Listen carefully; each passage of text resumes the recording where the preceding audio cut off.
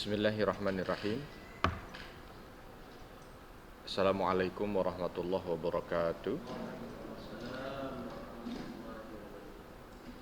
Innal hamdalillah nahmaduhu wa nasta'inuhu wa nastaghfiruh wa na'udzu billahi min shururi anfusina wa min sayyiati a'malina. May yahdihillahu fala mudhillalah wa may yudlil fala hadiyalah. Ashhadu an la ilaha illallah wahdahu la syarikalah wa ashhadu anna Muhammadan abduhu wa rasuluhu la nabiyya ba'dah. Allahumma salli wa sallim wa barik ala nabiyyina Muhammadin wa ala alihi wa ashabihi wa mawalah ma ba'd. Rabbi shrah li sadri wa yassir li amri wahlul 'uqdatam min lisani yafqahu qawli. Allahumma 'allimna ma yanfa'una wanfa'na bima 'allamtana. Allahumma hdina wahdi bina waj'alna sababan wa sabilan liman ihtada. Segala puji hanya bagi Allah. Salawat dan salam semoga selalu tercurah kepada junjungan kita Nabi besar Muhammad sallallahu alaihi wasallam. Alhamdulillah, pada kesempatan pagi hari ini di awal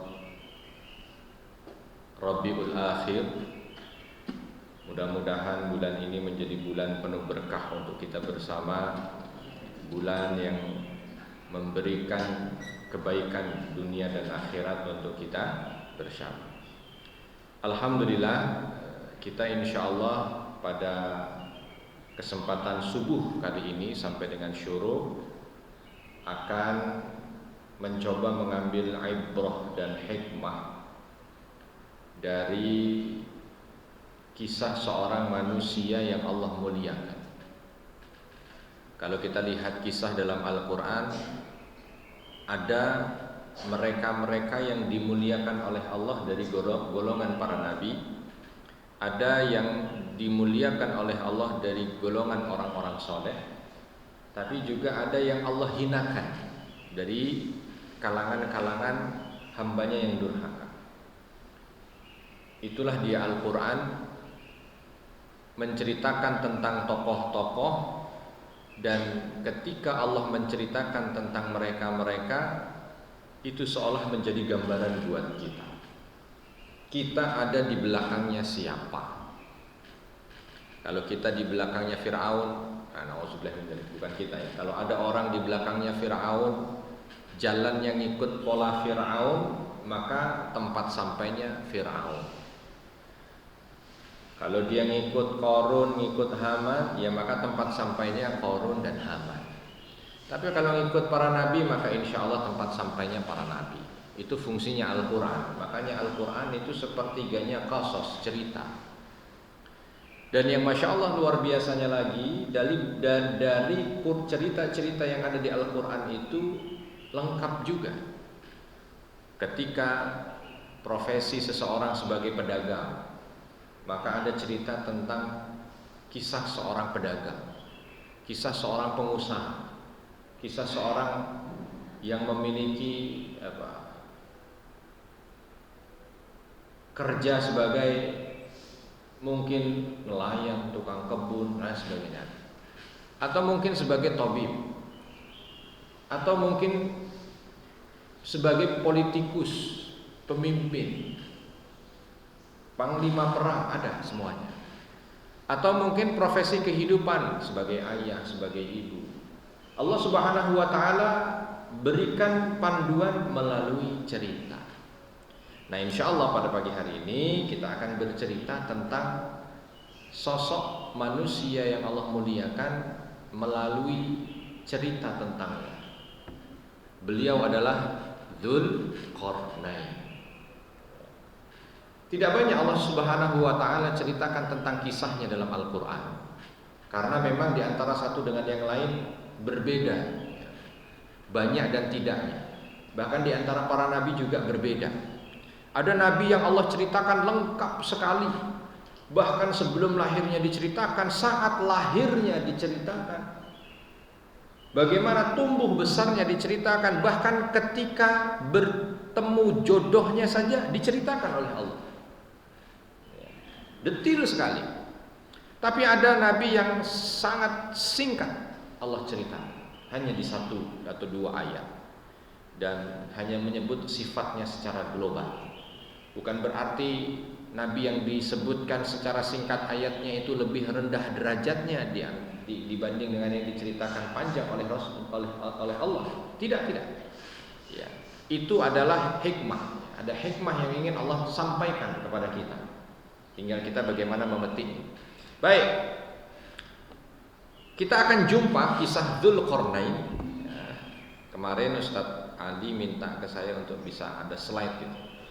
Jadi sebenarnya slide-nya bisa dilihat oleh Bapak dan Ibu di Al-Quran, di mushaf.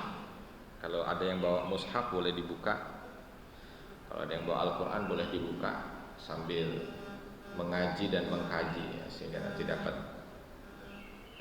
ilmu, ya, atau dapat pahala yang double. Bisa kita lihat dalam surah Al-Kahfi kisah tentang Dzulqarnain, ya, mulai dari Al-Quran, surah Al-Kahfi ayat 83, ya, surah Al-Kahfi ayat 83. Nah, kemarin ketika bicara tentang surah Al-Kahfi, ada cerita yang melatar belakangi surah Al-Kahfi. Kenapa surah Al-Kahfi ini turun? Ya. Ceritanya adalah ketika orang-orang kafir Quraisy, mereka mencoba untuk mematahkan dakwah Nabi Muhammad SAW. Maka di antara caranya adalah mereka mengutus utusan mereka itu untuk bertanya kepada orang-orang yang mereka anggap juga punya aliran yang sama dengan Nabi Muhammad SAW. Di antara yang mereka utus adalah utusan mereka yang diutus ke Yasrib, ke Madinah. Di sana ada orang Yahudi. Dikirim oleh mereka untuk bertanya kepada orang Yahudi, ini gimana? Di tempat kami ini ada orang ngaku nabi dan mulai banyak pengikutnya. Kira-kira apa yang bisa kami lakukan untuk mematahkan dakwaannya? Nah, gitu ya. Pada masa itu ya, Bapak dan Ibu sekalian, Yahudi tidak merasa bahwa Nabi Muhammad SAW adalah nabi yang memang mereka tunggu. Kenapa? Karena di masa itu yang mengaku jadi nabi banyak. Ya. Mengaku jadi nabi itu banyak. Di masa Nabi SAW di Mekah itu, di tempat-tempat lain banyak yang ngaku jadi nabi. Jadi bukan berarti kok kondisi kala itu alfa orang mengaku nabi, enggak, banyak sekali mengaku nabi. Bahkan di zaman Nabi SAW berada di Madinah, yang kekuasaannya sudah mulai stabil, gitu ya, kekuatannya sudah mulai stabil, itu nabi palsu nabi palsu ada di seputaran Madinah. Bahkan dari suku yang ketika itu sudah menyatakan Islamnya pada Nabi, justru dari situlah juga orang yang aku sebagai nabi palsu.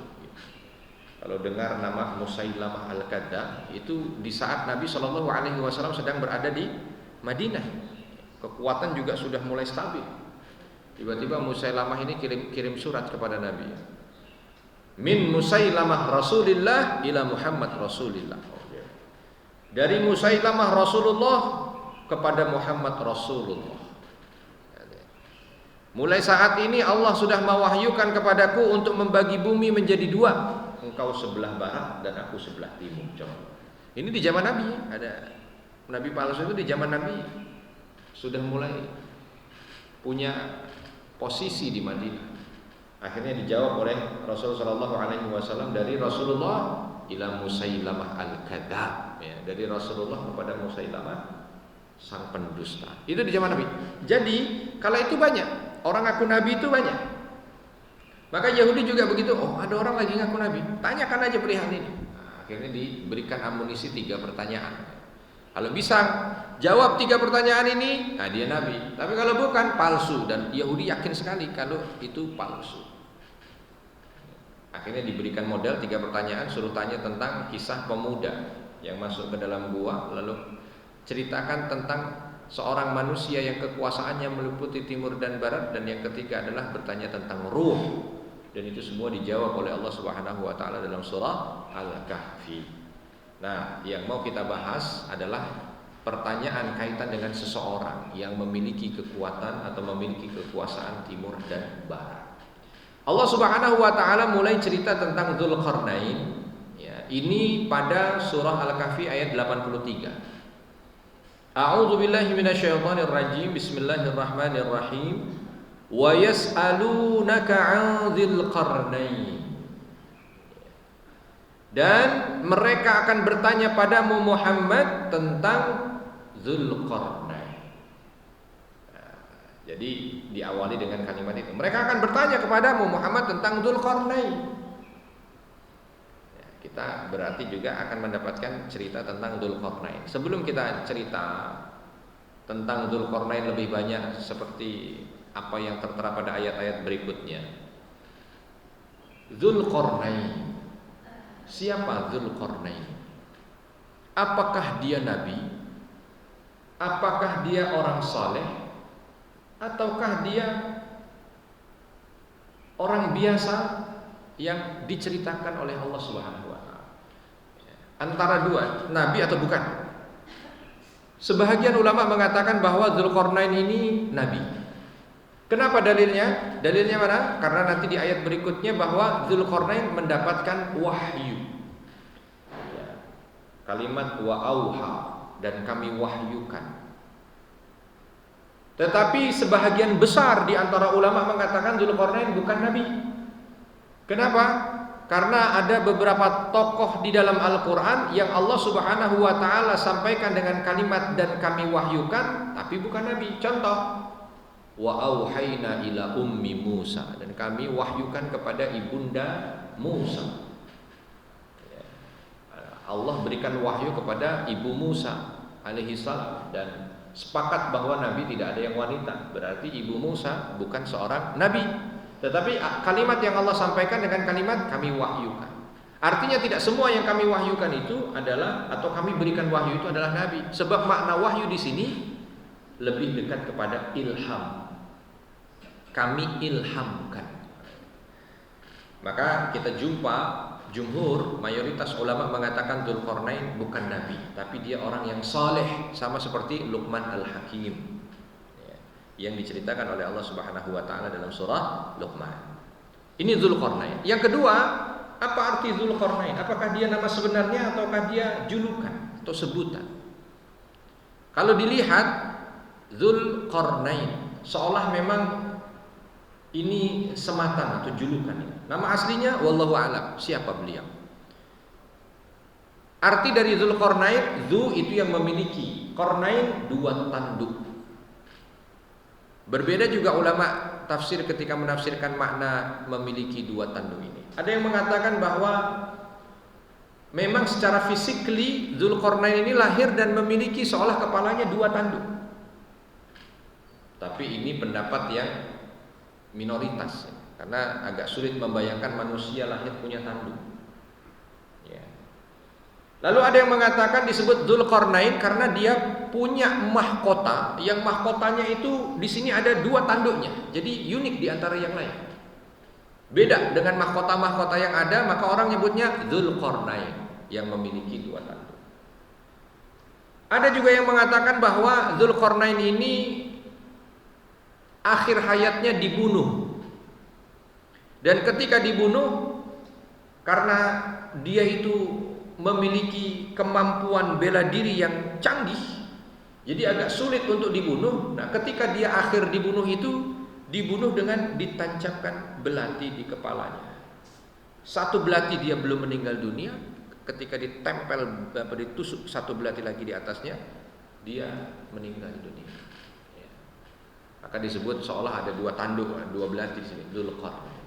Ini pendapat-pendapat yang ada. Tetapi Ibnu Katsir rahimahullah, beliau lebih mengambil pendapat bahwa makna Dzulqarnain yang memiliki dua tanduk, al-qarn di sini itu adalah kiasan dari tempat terbitnya matahari. Ya. Karena Nabi SAW mengisyaratkan itu juga. Ketika bicara tentang qarn, maka Nabi pernah ada hadis yang melarang kita sholat di antara dua tanduk syaitan, yaitu saat matahari terbit dan saat matahari tenggelam bersamaan dengan waktu itu. Maka ini menunjukkan matahari terbit, matahari tenggelam. Maknanya ini raja, dia punya kuasa dari ujung timur sampai ujung barat. Jadi timur dan barat ini tanduknya. Maka disebut Dzulqarnain, yang memiliki dua tanduk, memiliki dua batas kekuasaan, timur dan barat. Ini juga selaras dengan apa yang disampaikan oleh Imam Qatadah. Ketika Qatadah rahimahullah mengatakan bahwa tidak ada raja di dunia ini kecuali hanya 4 saja. Tidak ada raja di dunia ini yang memiliki kekuasaan mutlak kecuali hanya 4 saja. 2 mukmin, 2 kafir. 2 mukmin, 2 kafir. Maksudnya yang memiliki kekuasaan mutlak di saat beliau itu berkuasa atau di saat dia berkuasa itu nggak ada kekuasaan tandingan, itu nggak ada. Kalau sekarang contoh misalkan saya bicara Amerika. Amerika memang misalkan contoh dia punya kuasa di dunia, tapi saat ini punya banyak tandingannya. Dulu punya Uni Soviet, ya. Sekarang ada yang lain, Rusia, Cina dan lain sebagainya. Nah ini 4 raja ini ketika berkuasa nggak punya tandingan sama sekali. 2 Muslim, 2 kafir. Yang Muslim 1 Nabi Sulaiman. Yang Muslim 1 Nabi Sulaiman. Lalu yang kedua Dzulqarnain. Sedangkan yang kafir 1 Namrud, 2 Nebukadnezar. Saat Namrud jadi raja nggak ada 2-nya di dunia. Saat Nebukadnezar jadi raja nggak ada 2-nya di dunia. Begitu juga saat Nabi Sulaiman menjadi raja nggak ada 2-nya di dunia. Dan ketika Dzulqarnain, tokoh yang kita ceritakan ini menjadi raja, tidak ada 2-nya di dunia. Dzulqarnain. Maka makna dari Dzulqarnain itu adalah dia memiliki kekuasaan timur dan barat. Dapat julukan Dzulqarnain. Nama aslinya siapa? Wallahu a'lam. Banyak riwayat menyebutkan tentang nama aslinya, tapi yang jelas Allah Subhanahu wa taala sampaikan Dzulqarnain. Kapan beliau hidup? Ketika ditanya kapan beliau hidup, di masa siapa dan lain sebagainya, juga banyak pendapat. Syekh Utsaimin mengambil pendapat bahwa Dzulqarnain ini hidup di zamannya Nabi Ibrahim alaihissalam. Bahkan ketika selesai Ka'bah itu dibangun, Dzulqarnain ini diajak oleh Nabi Ibrahim untuk tawaf bersama dengan Nabi Ibrahim dan Nabi Ismail kala itu. Ya, walaupun wallahu a'lam, karena memang Dzulqarnain dalam beberapa riwayat yang lain disebutkan bahwa Dzulqarnain ini punya usia yang panjang. Ada yang mengatakan 300 tahun, ada yang mengatakan 500 tahun. Agak susah kalau ini disematkan pada Nabi Ibrahim, karena Nabi Ibrahim usianya paling panjang itu di antara orang-orang yang ada pada masa itu adalah 200 tahun. Kalau kita sekarang paling panjang usia berapa? Ada yang sampai 150? Sudah nggak ada. Ya. Nggak ada 150, nggak ada. Ya. Kalau 100 masih ada. Saya punya nenek 98 tahun. 2 tahun lagi itu 100 tahun. Masih ada, teman-temannya juga masih ada banyak di atas 90 tahun. Nah, artinya kalau di zaman kita ini ada orang yang hidup 100 tahun masih masuk di akal. Tapi kalau ada orang yang hidup di zaman kita kok katanya sampai 200 tahun, agak sulit membayangkan. Tapi itu kan pendapat. Intinya Dzulqarnain ada, bukan tokoh fiktif, bukan palsu, nyata adanya. Ya. Dan beliau diceritakan oleh Allah Subhanahu wa taala. Nah, ketika kita banyak tadi bercerita tentang Dzulqarnain begini, lanjutan ayat di 83 ini memberikan batasan dari Allah. Qul, katakan Muhammad. Mereka banyak tanya kepadamu tentang Dzulqarnain, siapa Dzulqarnain, apa Dzulqarnain, bagaimana Dzulqarnain. Qul, katakan kepada mereka, saat lu aku akan menyampaikan, akan menceritakan pada kalian, alaikum, pada kalian, minhu dzikra, dari cerita Dzulqarnain, tapi hanya sedikit. Jadi yang diceritakan oleh Allah Subhanahu wa taala tentang Dzulqarnain ini sedikit sekali, sangat sedikit. Enggak banyak ceritanya, enggak diceritakan bagaimana dia lahir, ya, bagaimana dia besar, bagaimana dia ketemu jodoh, bagaimana dia nikah, bagaimana dia dakwah, bagaimana. Tidak, hanya sedikit. Tetapi ternyata yang sedikit ini memberikan gambaran yang sangat cukup bagi mereka. Gambaran ini fokus ya pada ayat-ayat setelahnya ya. Gambaran yang cukup bagi mereka yang Allah berikan amanah kepemimpinan. Amanah kepemimpinan. Jadi yang diberikan amanah kepemimpinan, Dzulqarnain ini harus menjadi standarisasi. Ya, karena ini langsung Allah ceritakan, kalau mau diambil nanti garis-garis besarnya ini standarisasi ketika orang itu diberikan amanah menjadi pemimpin. Di sini ada yang berkeinginan untuk jadi presiden? Ada yang menjadi presiden? Enggak ada. Nah, ini susah kalau mau cerita Dzulqarnain enggak ada yang jadi presiden. Ya oke. Kalau enggak ada mungkin anaknya yang berkeinginan untuk anaknya sudah jadi presiden? Cucunya? Nah, andai kita nanti jadi kakek cucu kita jadi presiden, ceritakan tentang Dzulqarnain. Ya.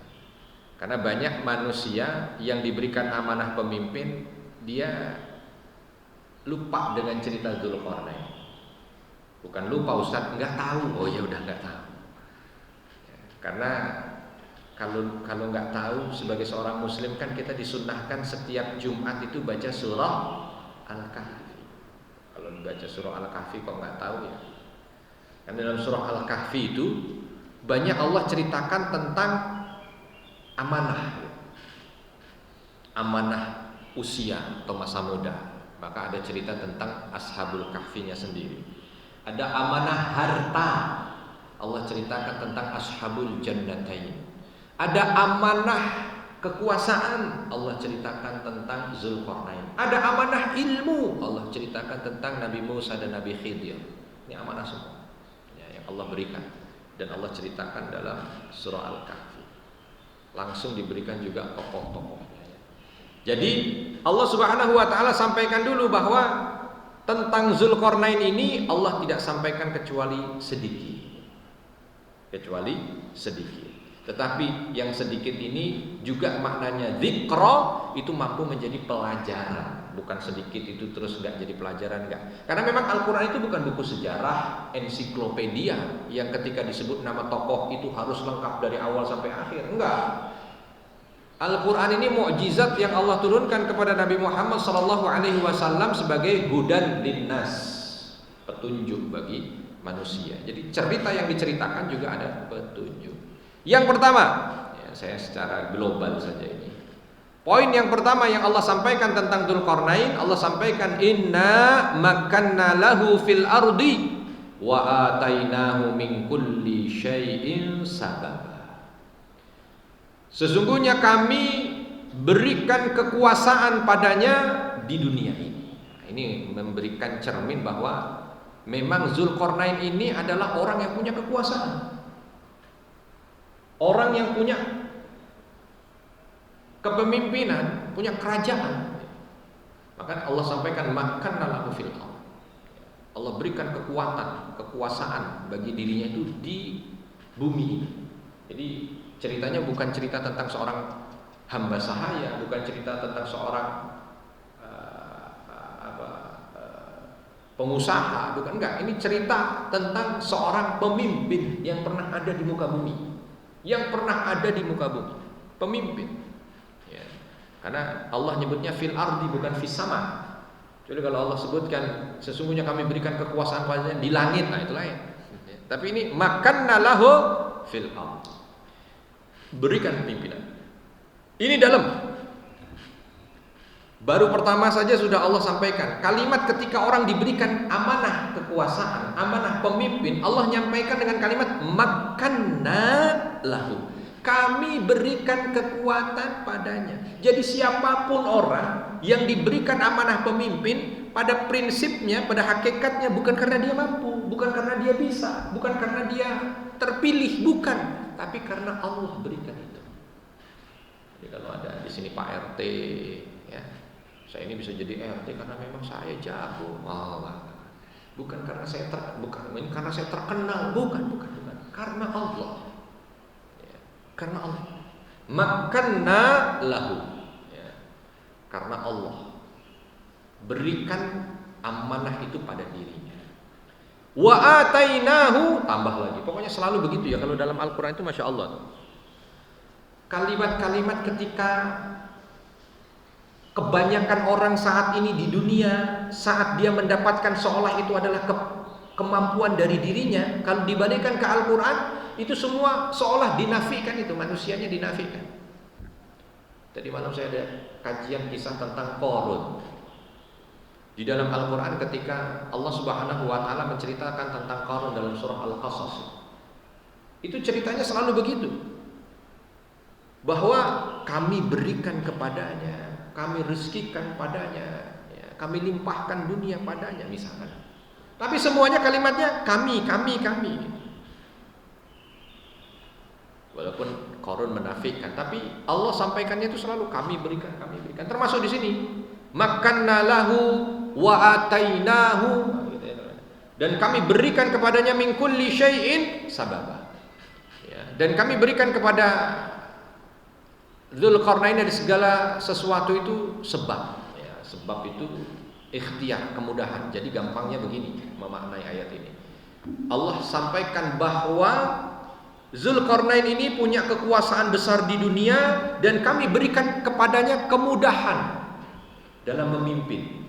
Jadi bukan berarti dia itu tidak punya masalah ketika dia memimpin, tapi ketika dia memimpin Allah mudahkan untuk punya jalan keluarnya. Allah mudahkan untuk mengatasi masalahnya. Allah mudahkan untuk, makanya ketika jadi pemimpin tidak boleh menyandarkan pada dirinya semata, walaupun dia punya kemampuan, ya, kapasitas untuk memimpin itu jago gitu. Jangan sekali-kali menyandarkan pada dirinya, karena ketika ditinggal oleh Allah hancur sudah. Sebab Dzulqarnain bisa besar seperti ini dengan kalimat atainahu min kulli syai'in sabab.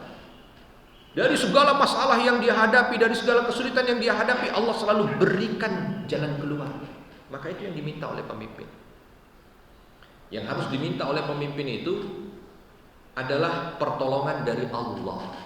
Kenapa wasiat Nabi SAW kepada para pemimpin itu tidak boleh lepas untuk meninggalkan, ya, tidak boleh meninggalkan tahajud.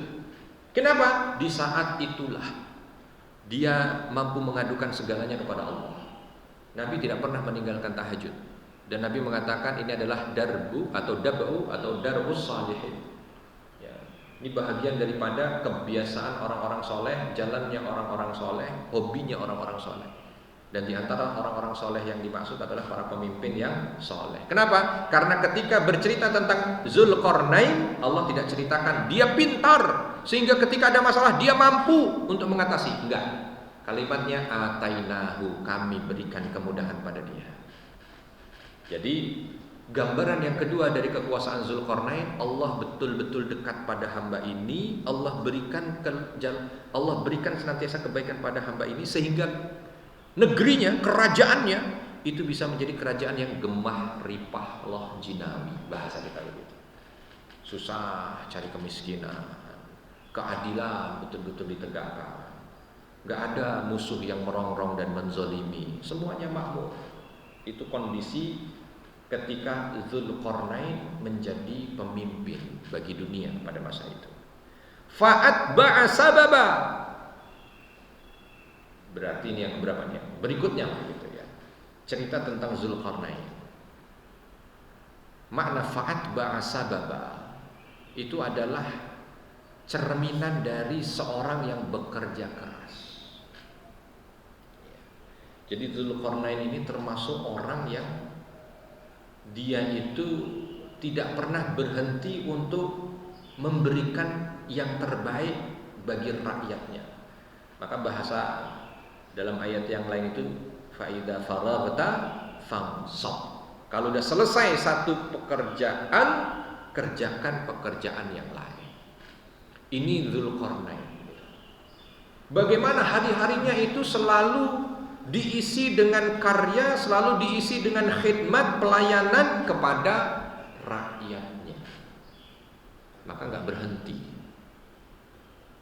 Bahkan ada beberapa riwayat menyampaikan kekuasaan Dzulqarnain yang sudah begitu besar itu, tetapi rakyatnya selalu dalam 1 tahun itu pasti akan punya kesempatan jumpa dengan raja.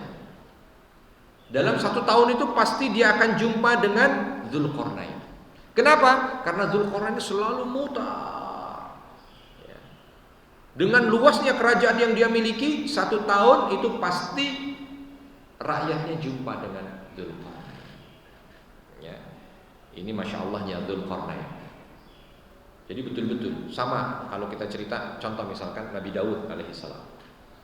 Nabi Daud itu memang beliau terkenal dengan selang-selingnya, maka ada istilah puasa Daud. Puasa Daud itu sehari puasa, sehari tidak, sehari puasa, sehari tidak, itu puasa Daud. Ada sholat tahajud Nabi Daud. Gimana sholat tahajud Nabi Daud? Sehari sholat, sehari tidak, sehari sholat, sehari tidak.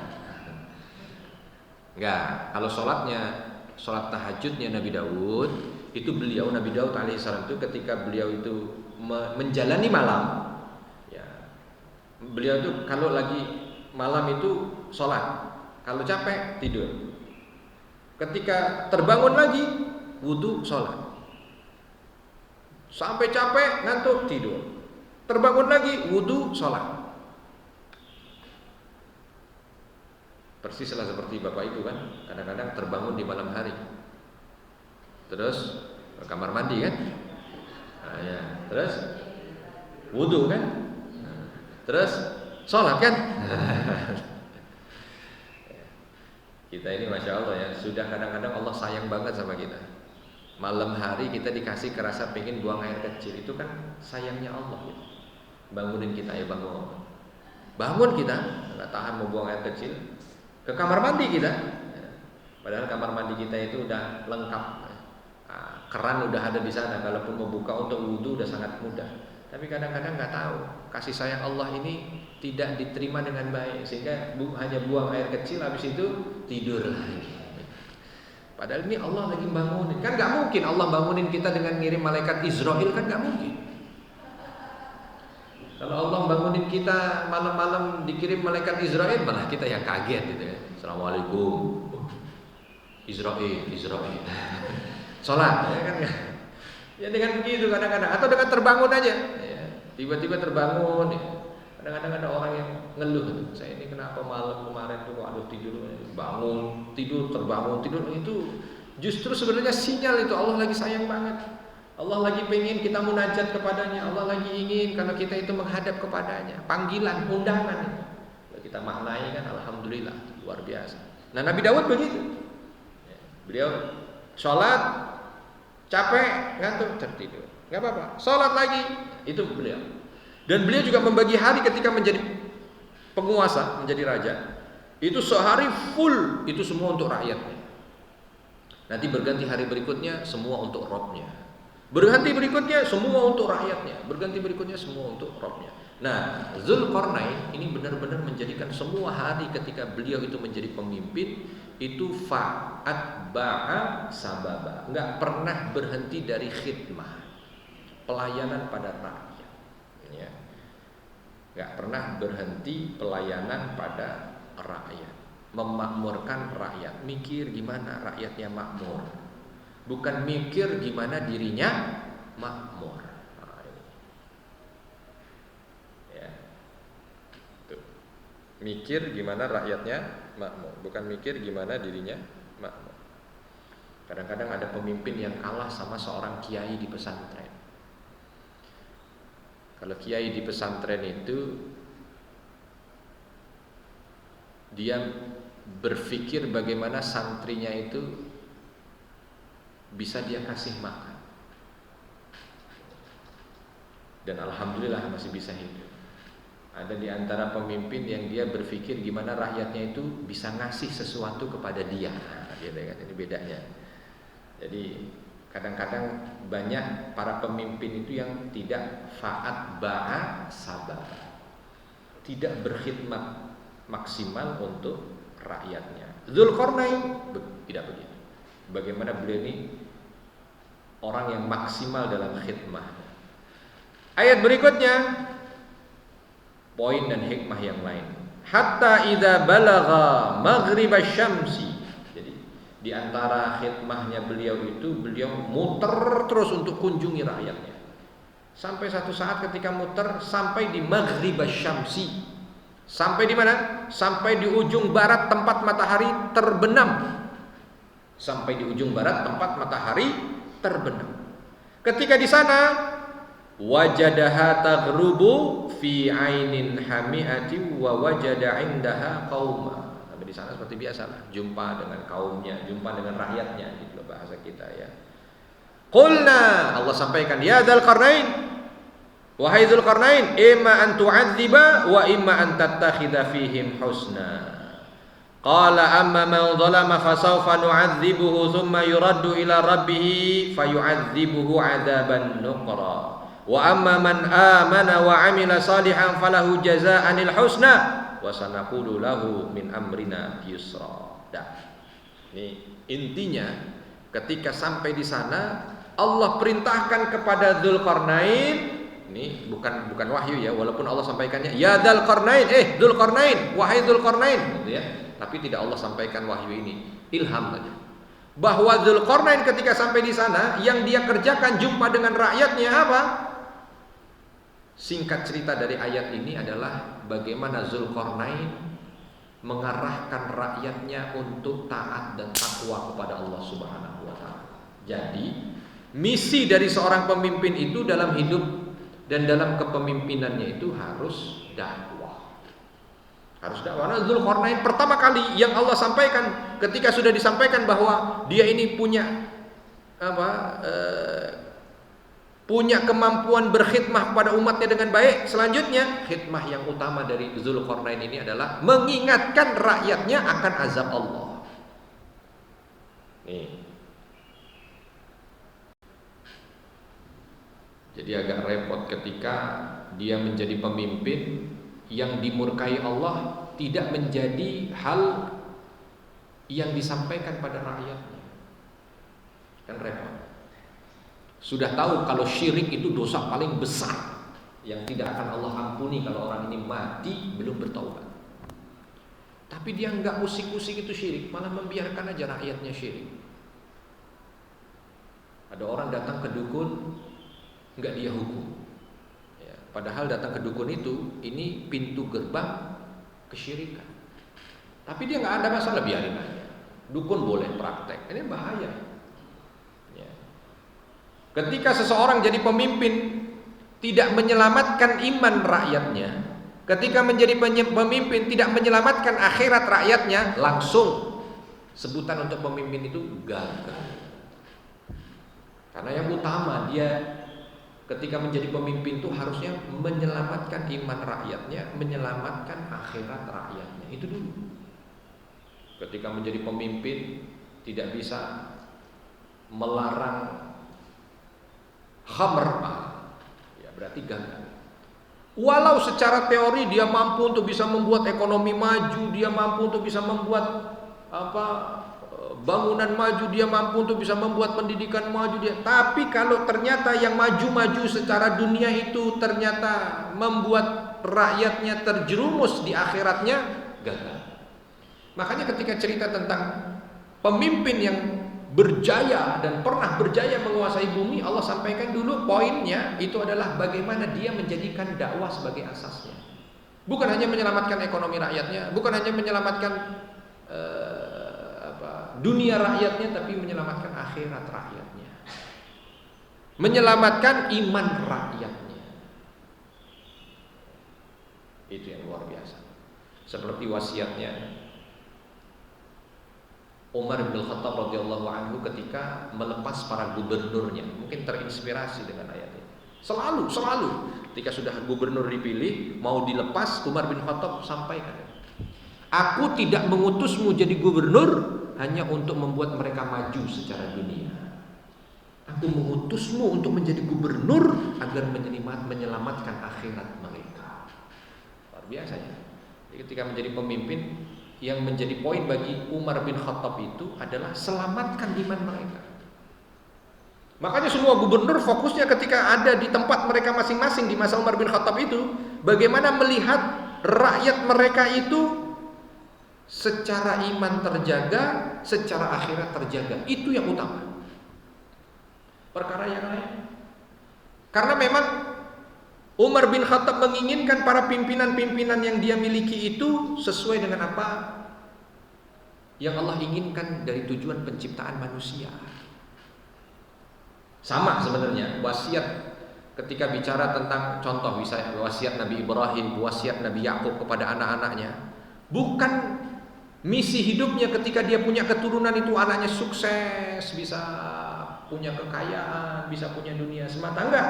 Tapi misi hidupnya adalah membuat keturunannya itu selamat akhiratnya, selamat iman. Dan itu yang ada. Sehingga Allah mudahkan.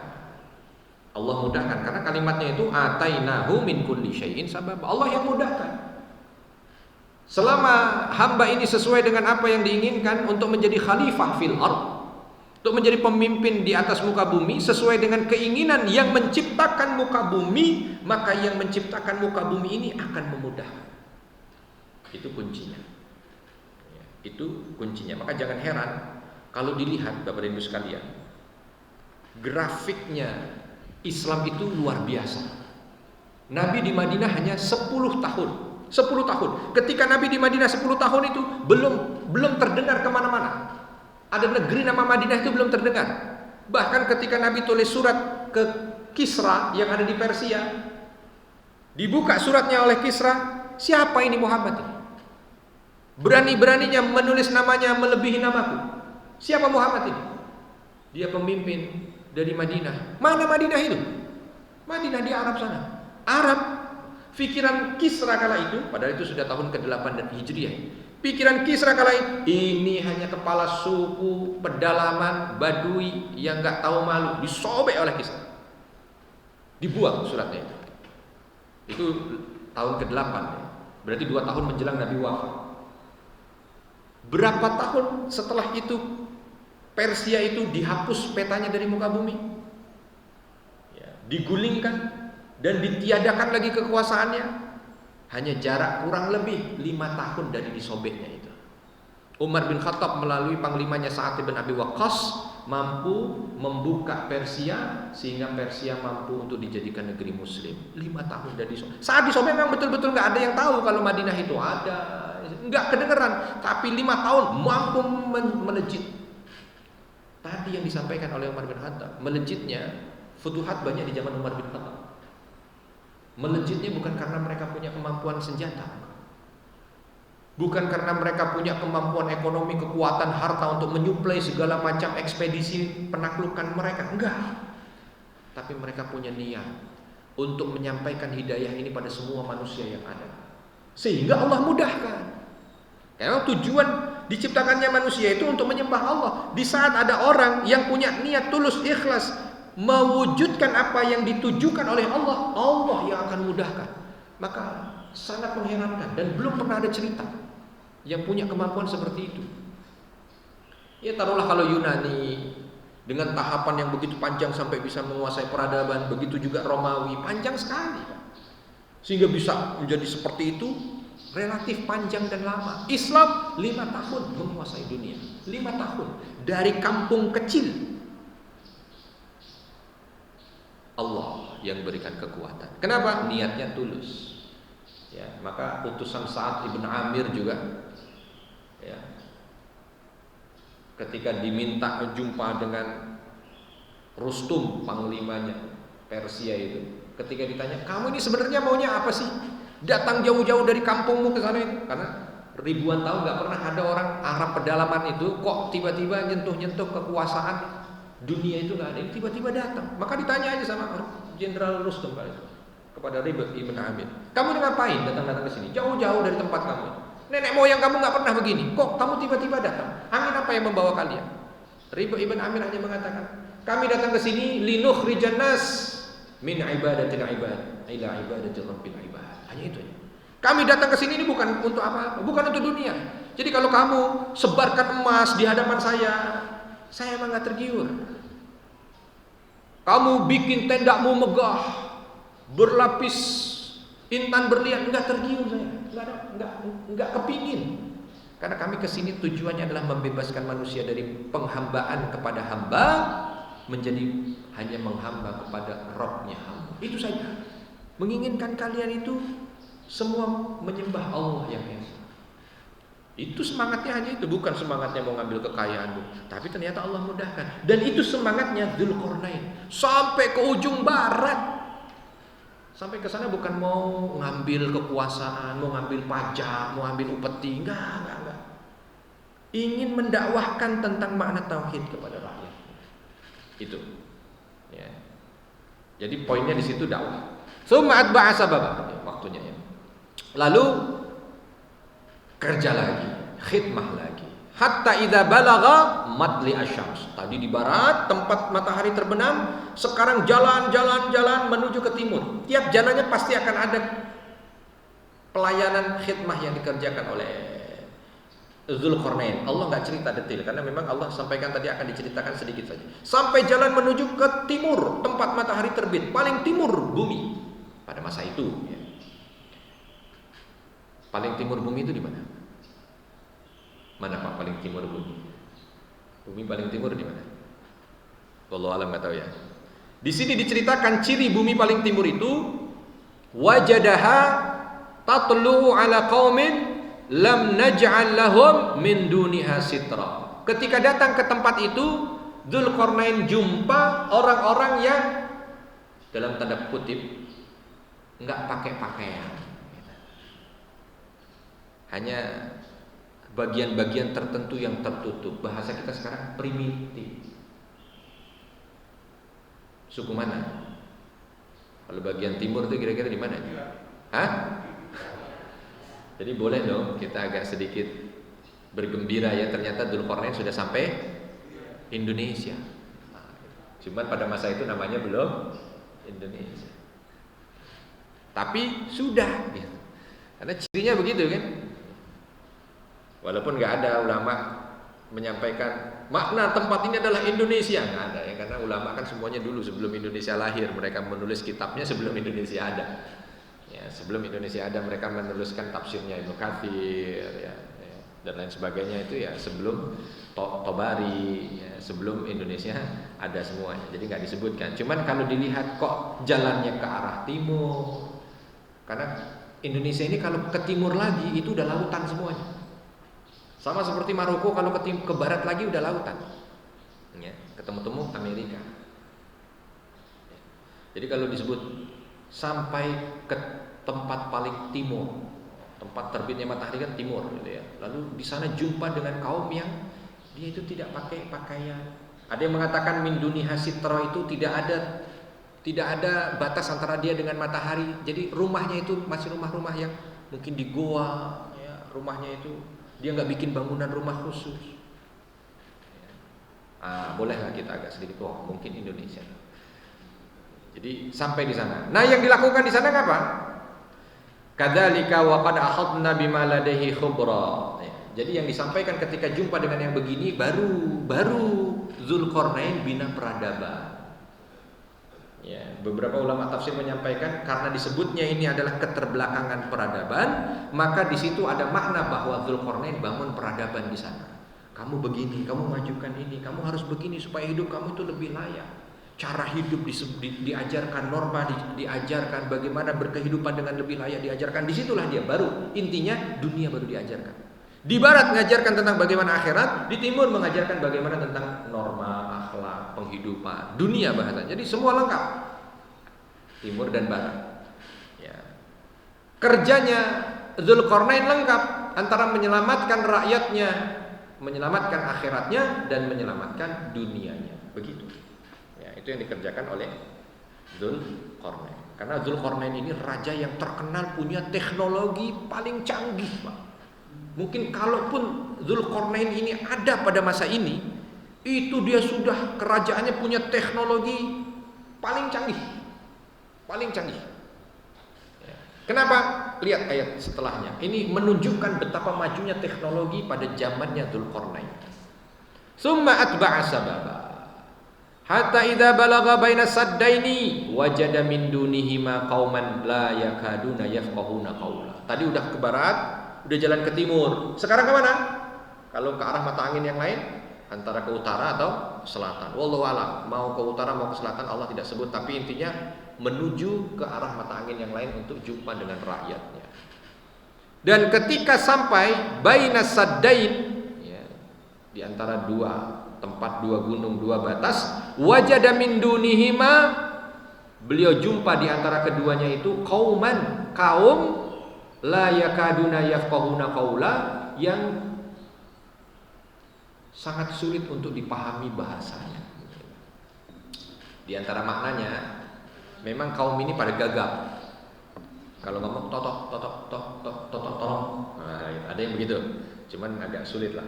Masa satu kaum semuanya gagap tuh gimana ya? Kalau satu kaum itu ada satu dua yang gagap, makna yang lain bahwa memang ini menunjukkan luasnya kekuasaannya Dzulqarnain, sehingga Dzulqarnain sendiri ketika datang ke tempat rakyatnya tidak serta-merta paham bahasanya. Ya kan masuk di akal. Orang di Maroko yang paling barat, Pak, bahasanya kan sudah beda dengan orang di Tibet yang paling utara bagian bumi. Kan beda kan? Beda. Nah ini penguasa semua ini yang punya bahasa. Jadi ketika sampai di sana dia nggak paham bahasanya. Walaupun nggak ada masalah. Sebab apa? Punya penterjemah. Ya. Sehingga diterjemahkan. Ada beberapa ulama menyampaikan saking tidak dipahaminya karena Allah memberikan kalimatnya itu la yakaduna yafqahuna qaula, enggak bisa dipahami gitu bahasanya. Ada yang mengatakan ini diterjemahkan oleh Dzulqarnain dengan 7 penterjemah. Tapi dalilnya susah untuk dijumpanya. Gimana maksudnya 7 penterjemah? Dari bahasanya dia ke bahasa 1 dulu, lalu ke bahasa 2, lalu ke bahasa 3, lalu ke bahasa 4, baru ke bahasanya Dzulqarnain. Belibet juga ya. Karena memang jarang yang bisa orang yang memakai bahasa itu. Jadi harus dari bahasa Indonesia, misalkan contoh, diterjemahkan dulu ya ke bahasa dari bahasa Jawa ya, diterjemahkan ke bahasa Indonesia. Ini yang mau dengar orang mana misalkan contoh, yang mau dengar orang Inggris ya. Dari Inggris ke Jawa agak susah. Jadi dari Jawa ke bahasa Indonesia dulu. Dari bahasa Indonesia baru ke bahasa, nah itu cuman jeda satu. Cuman jeda 1, jadi itu nggak terlalu sulit. Ini jeda 7. Bayangkan dari sini ke sini dulu, dari sini ke sini dulu, dari sini ke sini dulu, baru ke bahasanya Dzulqarnain. Itu makna dari la yafqahuna qaula. Tapi intinya sampailah pesan mereka. Mereka ngadu, rakyat ini ngadu. Ini makna berikutnya bahwa pemimpin itu memang tempatnya rakyat mengadu, bukan pemimpin yang ngadu sama rakyatnya. Jadi kalau ada pemimpin ngadu sama rakyat, ini memang kebalik. Yang ada adalah rakyat ngadu sama pemimpin, bukan pemimpin ngadu sama rakyat. Makanya di sini disampaikan itu. Apa yang mereka adukan itu? Ya. Mereka mengadukan kepada Dzulqarnain, qalu ya Dzulqarnain, wahai Dzulqarnain, inna Ya'juj wa Ma'juj mufsiduna fil ardh. Kami ini bertetangga dengan kaum Ya'juj Ma'juj. Nah, ini juga tanda yang paling pas ini bahwa Dzulqarnain hidup di zaman Ya'juj Ma'juj, itu paling pas. Karena memang Allah sampaikan langsung Dzulqarnain jumpa dengan rakyatnya, yang rakyatnya itu hidupnya berbatasan dengan Ya'juj Ma'juj. Ya, Ya'juj Ma'juj ini ada 2 cerita. Pertama Allah ceritakan masa awalnya di saat dia jumpa dengan Dzulqarnain, dan nanti Allah ceritakan juga ketika akhir zaman dia akan menjadi ujian fitnah akhir zaman, datang setelah Dajjal, jumpa dengan Nabi Isa. Jadi dia jumpa dengan 2 orang soleh, yang pertama Dzulqarnain dan yang kedua Nabi Isa di akhir zaman. Rakyat ini ngeluh, kami ini tetanggaan dengan Ya'juj Ma'juj. Lalu Ya'juj Ma'juj ini mufsiduna fil ardh. Dia ini buat kerusakan di muka bumi.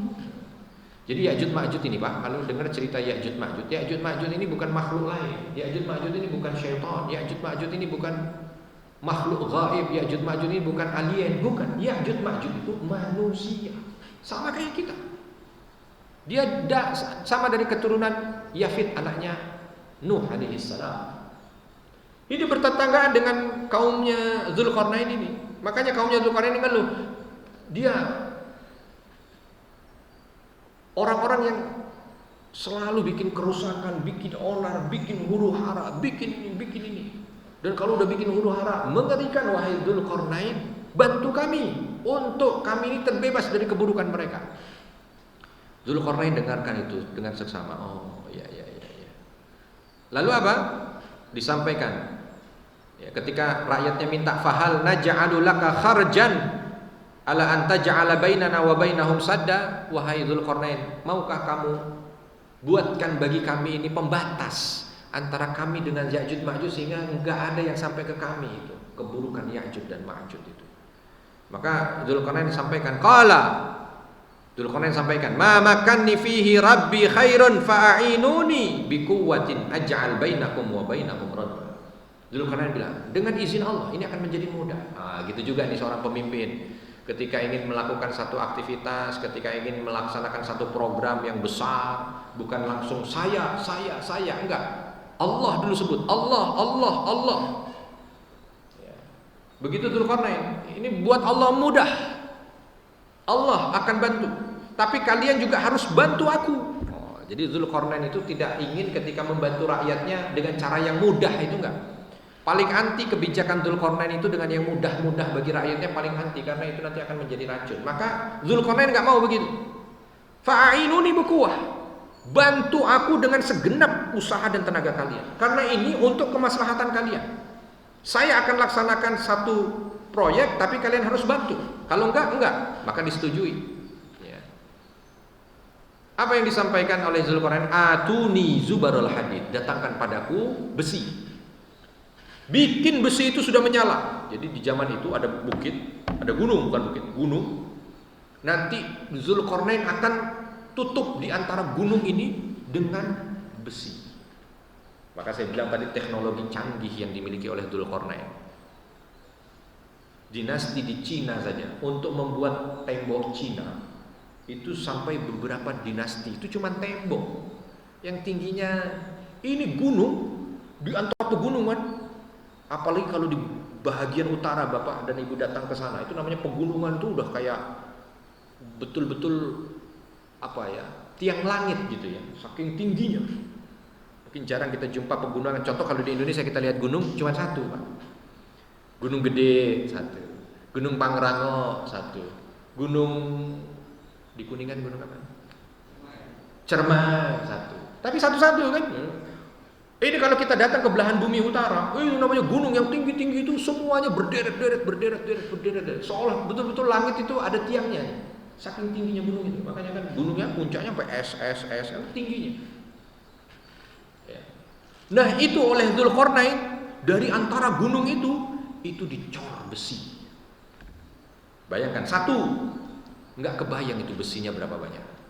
Dua, canggihnya teknologi itu sehingga mampu untuk bisa membuat besinya itu menjadi merah, lalu dibikin cor-corannya, dibikin apanya itu istilahnya ya, platnya, dibikin apanya, ngeplat besi untuk nutup gunung. Oh, itu aja udah teknologi canggih. Belum lagi ngalangin tentaranya, harus menghalangi gangguan Ya'juj Ma'juj. Karena Ya'juj Ma'juj begitu tahu mau dibendung kan pasti ngelawan. Padahal itu kaum yang penuh huru hara. Tentaranya Dzulqarnain pasti akan turun untuk bisa mengamankan proyek ini. Karena ini bukan seperti Candi Sewu yang ada di Prambanan, dalam waktu semalam jadi. Tapi ternyata belum sampai semalam ada suara ayam berkokok sehingga jinnya lari. Enggak, ini bukan dengan jin. Kan Dzulqarnain minta fa'inuni biquwwah, kalau kamu mau aku tolong, kalian harus mampu menolongku juga dengan kekuatan penuh. Artinya rakyatnya itu yang nolong, bukan jin. Nggak ada kerja Dzulqarnain dengan jin, nggak ada. Nggak ada juga dengan malaikat, rakyatnya kerja. Yang bisa saya bayangkan, Cina membangun tembok Cinanya itu beberapa dinasti, sekian puluh tahun dibutuhkan itu ya. Ini Dzulqarnain bukan tembok yang dibangun, sad, redem, pembatas antara gunung dengan besi. Atuni zubarul hadid. Ya, kalian bawa besi-besi itu, kalian. Jadi bukan atuni Bukan minta datang dengan semen, bukan minta datang dengan pasir, bukan minta datang dengan al-hajar, batu, enggak. Atuni zubarul hadid. Datang dengan besi menyala. Setelah itu apa?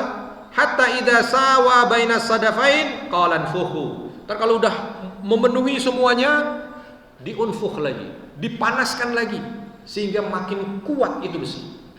Udah dikasih di platnya itu ya, udah muter semuanya, dipanaskan lagi. Begitu selesai, apa ini? Idza sawa baina qalafu hatta idza ja'alahu naran, sampai ketika dia sudah memerah seluruhnya, di antara gunung itu memerah semuanya besi-besi ini, atuni ufrik alaihi qitra, maka aku akan kuatkan lagi dengan kitar. Kitar itu tembaga penguat. Jadi udah besi ditambah lagi pelapis tembaga, terus begitu mungkin ditambah lagi dengan yang lain sehingga sangat mustahil untuk ditembus. Sangat mustahil untuk ditembus oleh Ya'juj dan Ma'juj. Ya. Tuh, keliling.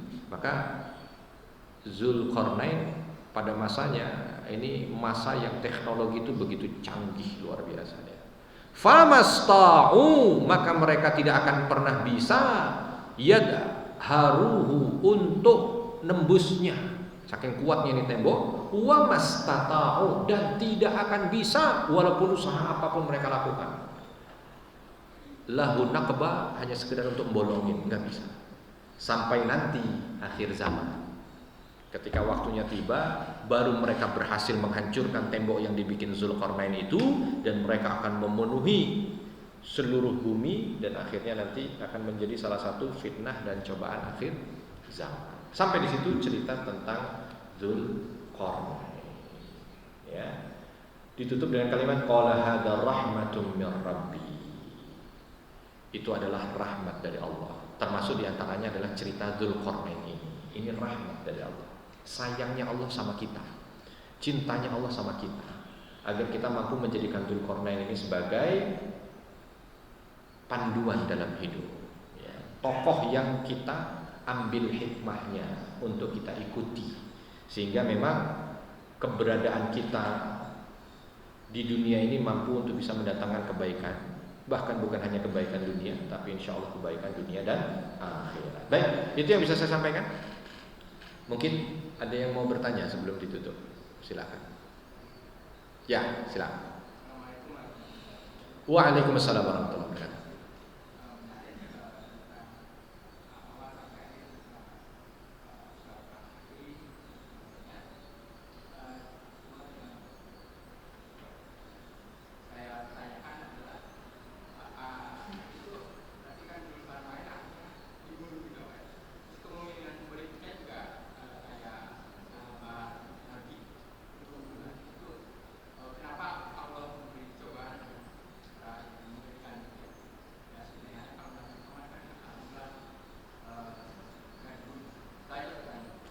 Kenapa pemimpin dibunuh gitu ya Pak ya? Pertanyaan begitu singkatnya ya. Kenapa cobaan bagi pemimpin-pemimpin itu kok dibunuh? Itu sunatullah Pak, biasa saja. Bukan mengerikan juga enggak. Karena cobaan para nabi juga ada yang dibunuh Pak. Ya, bahkan para nabi ada yang dibunuh oleh umatnya. Ya.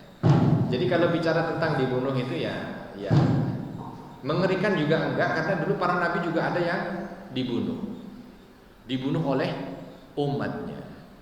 Kalau cobaan pembunuhan terhadap para nabi, wah itu hampir seluruh nabi begitu. Hampir seluruh nabi. Karena ketika para nabi itu datang pada umatnya selalu ditolak. Ya, ada penolakan. Jadi usaha pembunuhan itu senantiasa dijumpa oleh para nabi. Hanya memang tidak semua nabi berhasil untuk mereka bunuh.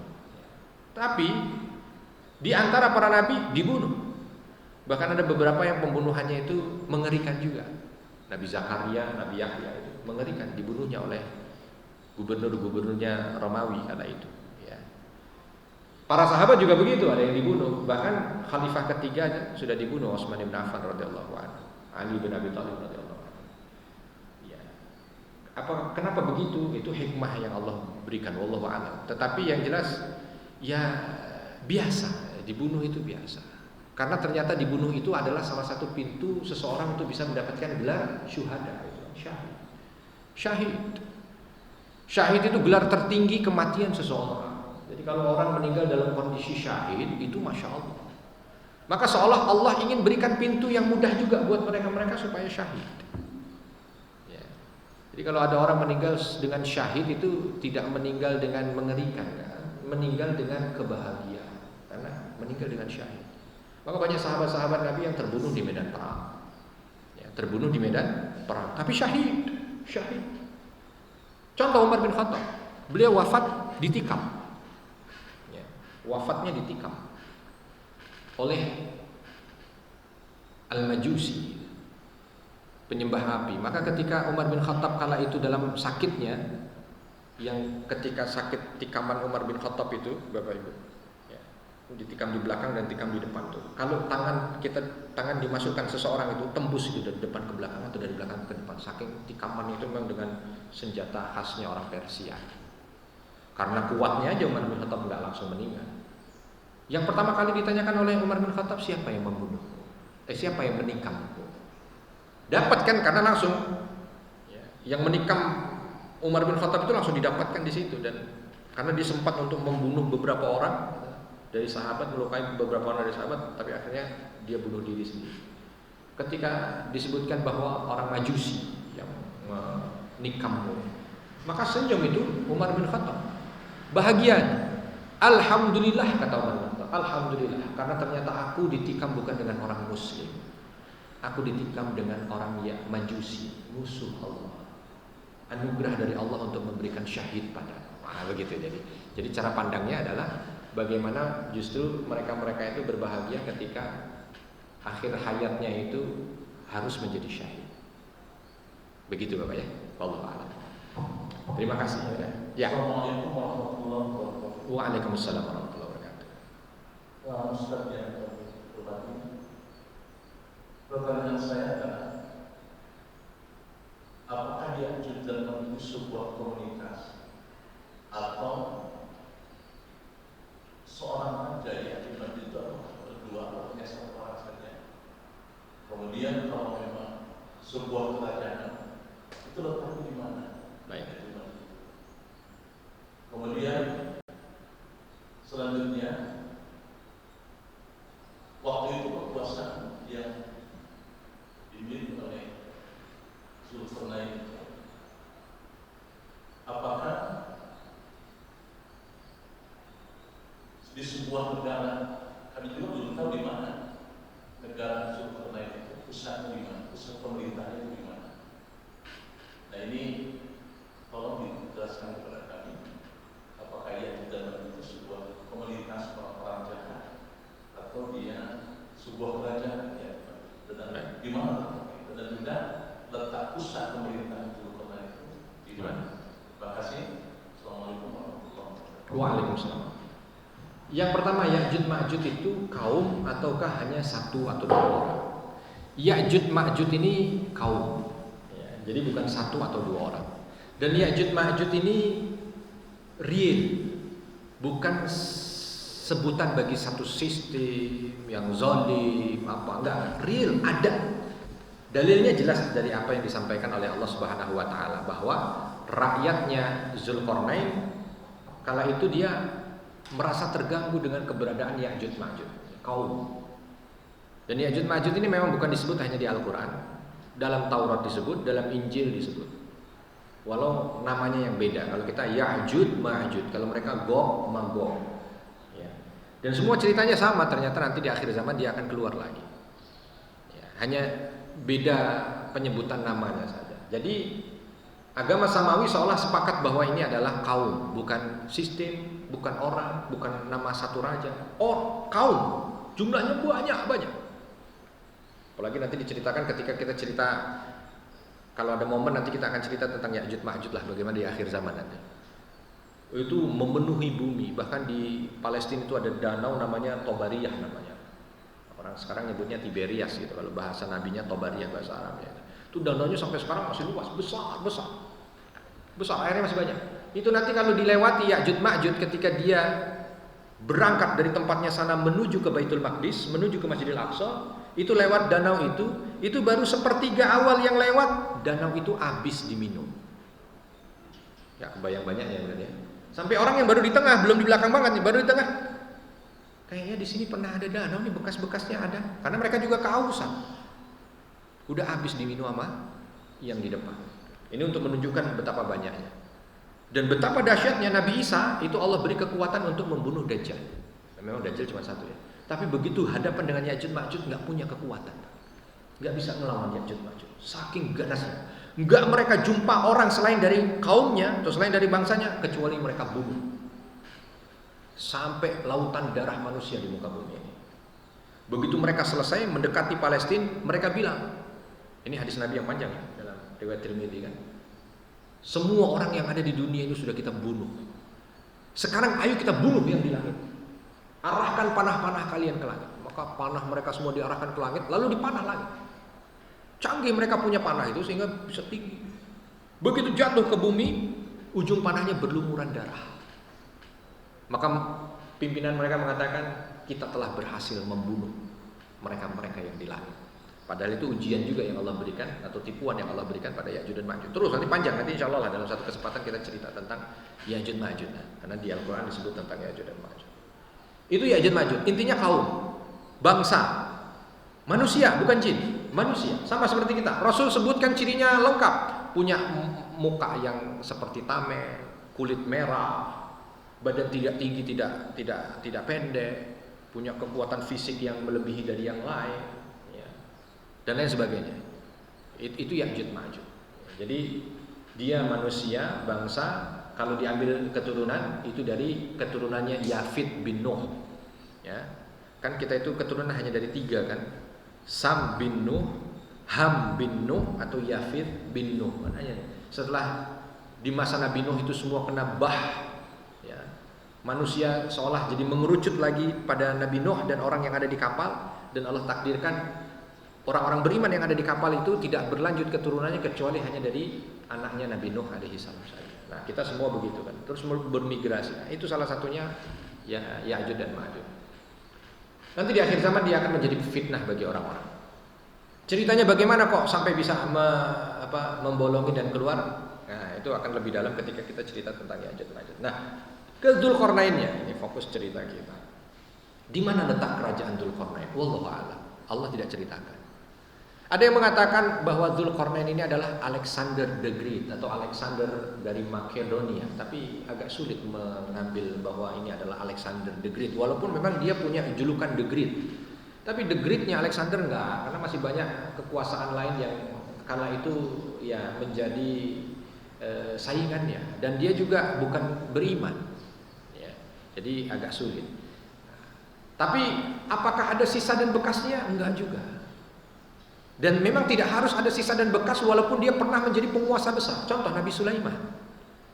Siapa yang menafikan kekuasaan besarnya Nabi Sulaiman? Yang langit jadi prajuritnya, jin boleh diperintah dan lain sebagainya. Tapi kalau dilihat sekarang mana bekas kekuasaan Nabi Sulaiman? Tidak ada. Bahkan orang Yahudi di Israel sana ngaku-ngaku mau cari bekas runtuhan kuil Sulaiman aja sampai sekarang nggak jumpa bekas runtuhan.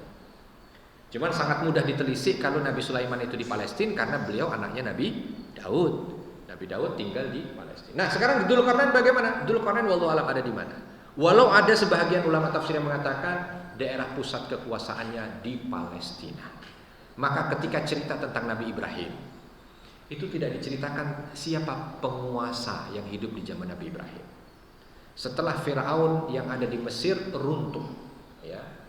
Firaun yang ada di Mesir runtuh. Setelah Firaun yang ada di Mesir itu memberikan hadiah Hajar kepada Sarah, habis itu kerajaannya runtuh, nggak ada. Disinyalir, itulah kenapa beberapa ulama mengambil pendapat bahwa hidupnya di zaman Nabi Ibrahim karena di situ nggak disebut penguasa. Setelah hancurnya Namrud dan Firaun itu nggak disebut. Nah, disitulah letak Dzulqarnain di masa itu, dan kekuasaannya ada di Palestina. Nah, iya dan tidaknya wallahu a'lam. Tapi yang jelas dia ada. Karena Allah yang menceritakan. Karena ada contoh misalkan Luqmanul Hakim juga begitu. Kita bingung mau di mana daerahnya. Iya ada betul. Di Mesir ada nama daerah Alexandria. Di situ ada petilasannya Luqmanul Hakim. Tapi apakah betul itu adalah tempat tinggalnya Luqmanul Hakim? Wallahu a'lam, karena Al-Quran tidak menyebutkan dia tinggal di mana. Tapi yang jelas tokoh ini pasti ada. Begitu juga dengan Dzulqarnain, wallahu a'lam letak pusat kekuasaannya di mana. Kalau kerajaannya meliputi seluruh timur dan barat pada masanya, seluruh dunia. Tapi pusat pemerintahannya di mana tidak disampaikan oleh Allah Subhanahu wa taala. Karena memang Allah di awal sudah menyampaikan, tidak aku ceritakan kecuali sedikit. Nah, gitu ya. Jadi wajar ya, Allah di awalnya balaghahnya sudah begitu. Aku mau cerita nih tentang Dzulqarnain, tapi tidak aku ceritakan kecuali sedikit. Nah, kira-kira kalau kita diceritakan orang begitu, apa yang keluar dari hati? Penasaran gitu ya. Maka wajar kalau kita penasaran pengen tahu, nah itu berarti ada iman. Hanya memang nanti dibatasi penasaran kita, ya memang Allah pengennya cerita sedikit. Mau lebih banyak, gampang, mudah caranya. Bagaimana? Nanti insya Allah di surga kita jumpa Dzulqarnain. Baru kita cerita panjang di sana tentang Dzulqarnain. Kalau di surga enak Pak. Mau pengajian tema Dzulqarnain, langsung kita datangkan Dzulqarnain. Kalau di surga ya. Mau cerita tentang tema Luqmanul Hakim kita minta apa? Alangkah indahnya surga. Ya nggak bisa kalau mau cerita tentang Firaun kita datangkan Firaun, susah itu. Ya, agak susah izinnya ya. Nggak boleh mungkin dia masuk ke surga. Begitu, wallahu a'lam. Oh, izin. Ya.